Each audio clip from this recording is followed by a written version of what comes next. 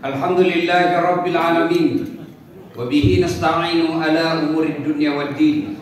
Ashhadu an la ilaha illallah wa ashhadu anna Muhammadan abduhu wa rasuluh.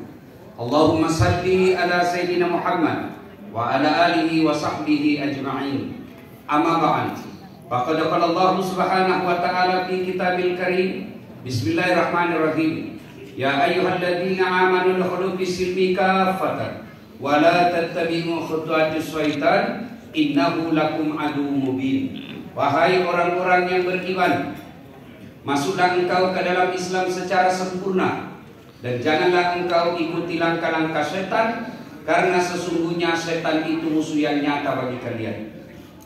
Wa qala idzan bismillahirrahmanirrahim. Innallaha wa malaikatahu yusalluna 'alan nabi. Ya ayyuhalladzina amanu sallu 'alaihi wa sallimu taslima. Sesungguhnya Allah dan para malaikatnya bersalawat kepada Rasulullah Muhammad sallallahu alaihi wasallam. Maka wahai orang-orang yang beriman, bersalawatlah kalian kepada Rasulullah dengan sebaik-baik salawat. Shadaqallahul adzim. Maha benar Allah dengan segala firman-Nya. Tuan-tuan, saudara-saudari para hadirin teristimewa yang kita hormati, Presiden Dunia Melayu Dunia Islam dan Wakil Presiden Dunia Melayu Dunia Islam, Bapak Gubernur, Bapak yang mewakili Menteri Agama, dalam hal ini Wakil Menteri Agama yang insya Allah dimuliakan dan dirahmati oleh Allah Subhanahu wa Ta'ala. Dalam kitab Durratun Nasihin dijelaskan, di padang mahsyar kelak manusia dikumpulkan dari Adam sampai kiamat. Subhanallah. Dari Adam sampai kiamat. Bisa dibayangkan berapa triliun manusia yang kumpul pada saat itu. Kita saja kemarin vaksin, satu RT penduduknya cuma kita 500 orang di situ ngantri dari pagi waktu awal-awal vaksin sampai sore. Begitu tiba giliran kita habis vaksin, pulang lagi besok. Padahal kita ngantri di dalam gedung, kita ngantri ada AC, kita ngantri banyak loket, kita ngantri dikasih makanan. Masih setengah mati kita menunggu. Padahal cuma 500 orang. Di mana di padang mahsyar kelak? Dari Adam sampai kiamat, berapa triliun manusia? Satu loket. Karena hanya satu yang mengadili kita. Maka dipanggillah kita satu demi satu. Siapa dulu yang dipanggil? Bukan kakek kita yang duluan wafat. Siapa dulu yang dipanggil? Bukan leluhur kita yang duluan wafat. Siapa dulu yang dipanggil? Islam yang nama-namanya Islam. Abdul Rahman, Abdul Jabbar, Safruddin, Ali Rustam, Das'ad Latif. Itu dulu yang dipanggil. Tony, Joni, Rudi, Nini, Ningsi, Tuti. Di belakang bos. Dipanggil juga tapi di belakang. Dan pada saat itu kata Nabi, untuk menunggu giliranmu Allah sediakan ruang VIP. Allahu Akbar. Pak Al Haris, Tun itu kalau mau naik pesawat itu kan masuk ruang VIP. Di dalamnya dilayani dengan baik, pelayannya cewek-cewek cantik, harum, belum diminta sudah dikasih. Atur, nak minum kopi, ya. Gula-gula kan, ya. Gula rendah kalori atau tidak? Banyak sekali kan, dilayani dengan baik. Dan di padang mahsyar juga kelak ada Allah sediakan ruang VIP. Orang lain kata Nabi, ada yang wajahnya seperti ular. Siapa muka ular? Mereka yang suka menjilat-jilat. Ini banyak di kantor pejabat. Saya suka cari-cari muka di kantornya Pak Al Haris. Siapa gubernur? Padahal sudah sama, siapa. Itu biasanya banyak begitu. Ada juga nanti yang mukanya seperti tikus. Siapa muka tikus? Kata Nabi, mereka yang sifatnya seperti tikus. Apa itu? Suka ngambil barangnya orang. Ini para koruptor, pencolek-colek uang negara. Kau bisa lolos di pengadilan dunia, tapi demi Allah pengadilan malaikat kau tidak bisa. Begitu dia meninggal, karena dia dianggap pahlawan, tembakan salvo 7 kali. Dia kira mundur malaikat tambah maju. Ada juga nanti yang wajahnya seperti kuda. Siapa muka kuda? Mereka yang suka mendahului imam ketika berjamaah. Belum ruku, dia sudah ruku. Imam belum sujud, dia sujud. Saya sudah tanya, kenapa kau terlalu cepat? Pak imamnya sudah tua, Pak Ustaz. Ya, kita masih kuat. Ada boleh. Dan macam-macam. Semua orang gelisah. Pada saat itu Allah siapkan ruang VIP. Ada 7 golongan orang yang ada di dalamnya. Insya Allah yang ada di depan kita ini ada di dalamnya. Amin. Imamun adil, pemimpin yang adil. Apa hubungannya Ustaz? Coba kalau Pak saya ceramah, saudara-saudara sekalian, mari sholat berjamaah, pahala 27 kali lipat, kaki langkah-langkahnya dicatat pahala. Berapa yang datang? 3. Itu pun pensiun, sudah buka sakaratul maut. Tapi ketika Pak Al Haris datang ke masjid di Jambi, Masjid Seribu Tiang, Assalamualaikum warahmatullahi wabarakatuh. Assalamualaikum warahmatullahi wabarakatuh. Beliau cari mana yang kepala dinas kebudayaan. Tidak pernah juga saya lihat dapat sholat jamaah di masjid. Langsung ajudan beliau telepon, Pak Kadis, kau dicari sama Pak Gubernur. Besok belum azan sudah ada Pak Kadis di dalam masjid. Itulah hebatnya kekuasaan. Maka diharapkan kita yang ada dalam dunia Melayu ambil kekuasaan, gunakan untuk kemajuan agama kita.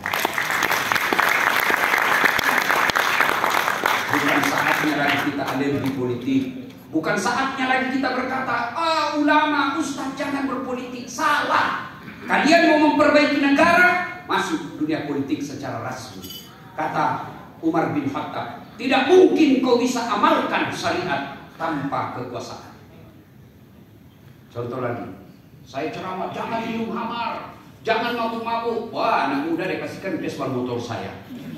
Tapi begitu Kapolres datang, awas kalau kau mabuk, saya tangkap kamu, berhenti mereka. Itulah pentingnya kekuasaan. Dan tidak mungkin mendapat kekuasaan tanpa ikut dalam dunia politik. Maka dunia Melayu, dunia Islam, jangan alergi dengan politik.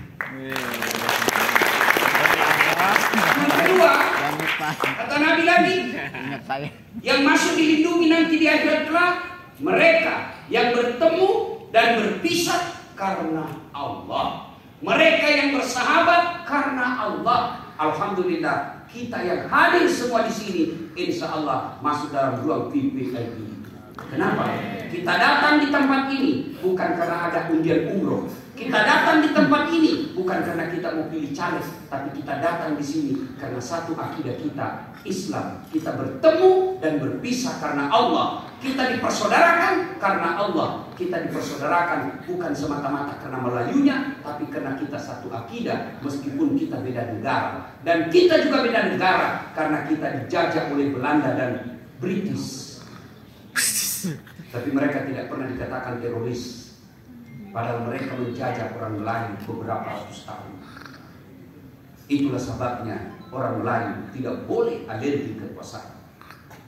Bapak saudara-saudara sekalian, kita ini bersahabat bukan karena semata-mata kita sama Melayu. Di Indonesia ada si Unyil, di Malaysia ada Ipin Upin. Maka kita bersaudara. Dan hati-hati memilih teman. Hati-hati memilih teman. Nabi mengilustrasikan kalau kau salah memilih teman ibaratnya. Coba lihat Pak. Tuan-tuan tahu kulit kambing. Tahu kan kulit kambing? Kadang-kadang kita tidak mau sentuh karena bau. Tapi ketika kulit kambing bersahabat dan bertemu dengan Quran, dia menjadi pembungkus Quran. Tadinya kita tidak senang kulit kambing karena dia bersahabat dan dijadikan bungkus Quran. Kulit kambing yang kita hina tadi kita cium karena dia bersahabat dengan Quran. Sebaliknya, ketika kulit kambing bertemu dengan drom, saya tak tahu apa cakap Melayunya drom. Drom juga. Gentong lah ya gentong. Kulit kambing ketemu gentong, ketemu drom. Setiap saat dipukul. Salah memilih teman. Maka Nabi memberikan gambaran, kalau kau bertemu bersahabat dengan penjual parfum, Kalau kau tidak dapat parfumnya, kau dapat wanginya. Kalau kau bersahabat dengan pandai besi, kalau kau tidak dapat apinya, kau dapat baranya. Itulah sebabnya dunia Melayu, dunia Islam perlu bersahabat dengan orang-orang baik. Dan di Indonesia, alhamdulillah, tidak salah memilih teman. Wakil presidennya Pak Safrudin. Dari Malaysia boleh bangga dengan Kunnya, tapi kami di Indonesia bangga dengan Pak Safrudin, bintang 3. Cari bintang 3 di Indonesia yang masih mengurus masjid. Hampir 300 penduduk Indonesia, hanya beliau yang menyisipkan waktunya untuk mengurus masjid. Dan Bapak perlu tahu, bukan cuma ngurus masjid, keluar duitnya untuk masjid. Bukan ratusan juta, tapi puluhan miliar. Itulah Pak Safrudin. Maka saya selalu dekat-dekat dengan beliau. Paling tidak kalau beliau pergi belanja, saya juga ngambil. Maka bersahabat penting.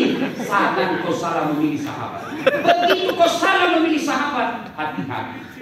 Jangan bersahabat dengan Al-Haris karena gubernurnya, karena beliau pasti pensiun dan hilang jabatannya.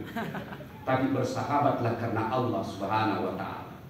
Jangan bersahabat karena semata-mata karena popularitasnya, karena popularitas pasti ada hilangnya. Tapi bersahabatlah karena Allah. Dan kalau Allah persahabatkan kita, maka ada saatnya nanti Anda butuhkan sahabatmu yang beriman. Ketika Allah takdirkan saya masuk surga lebih dulu dari Pak Safrudin. Kenapa? Karena beliau tentu banyak pertanyaannya. Nah, kalau saya orang miskin, apa saya mau ditanya? Mobil? Ya, mobilnya Pak Safrudin.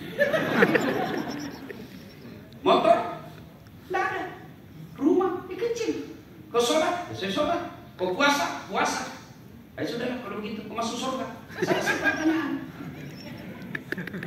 Kalau itu banyak pertanyaannya. Ayo punya rumah itu 10 dari mana? Mau ditanya semua itu. Itu punya bini berliannya dari mana? Semua ditanya. Kan ditanya semua. Punya anak itu Rolex dari mana itu? Kalau kita orang miskin dari mana dapat Rolex? Pun kalau ada produksi Tanah Abang. Iya kan?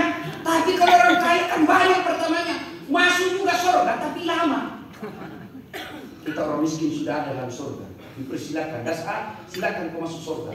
Begitu saya mau masuk surga, saya cari, ya Allah, mana Pak Safrudin? Kata malaikat, masih banyak perkaranya. Aduh, saya tidak enak. Kenapa? Saya bisa masuk surga begini karena jasa-jasa beliau. Saya bisa cium Hajar Aswad dikawal oleh tentara Saudi karena jasa-jasa beliau. Saya bisa pergi umroh setiap saat karena jasa-jasa beliau. Saya bisa jadi ustadz karena ilmu. Saya baca buku dan bukunya dari duit beliau. Saya tidak enak masuk surga kalau belum beliau masuk surga. Akhirnya Allah sampaikan, Das'ad, malaikat, saya ingin menyempurnakan kebahagiaannya si Das'ad. Tentu dia tidak sempurna bahagiaannya masuk surga kalau masih ada kawannya tersangkut di belakang. Sudah, selesaikan pertanyaannya Safrudin. Cancel, bawa masuk surga. Apa perlu bersahabat dengan ustaz? Kasih mas. Perlu. Kenapa? Karena kalian perlu bersahabat dengan alim ulama. Dia akan menunjukkan ini halal, ini haram. Kalau saya jalan sama Pak Al-Haris, tidak mungkin begitu saya sampai di Jambi, Pak Gubernur, di mana panti pijat yang bagus? Tidak mungkin. Pasti Pak Gubernur beli-beli. Pasti saya akan tanya, Pak Gubernur, di mana masjid yang bagus kita tempati untuk tabligh hari ini? Maka memilih teman, pilihlah karena Allah. Dan kita berkumpul di sini ingin menegakkan kalimat kemuliaan La ilaha illallah. Demikian, semoga bermanfaat. Lebih dan kurang yang mendoakan. Assalamualaikum warahmatullahi wabarakatuh.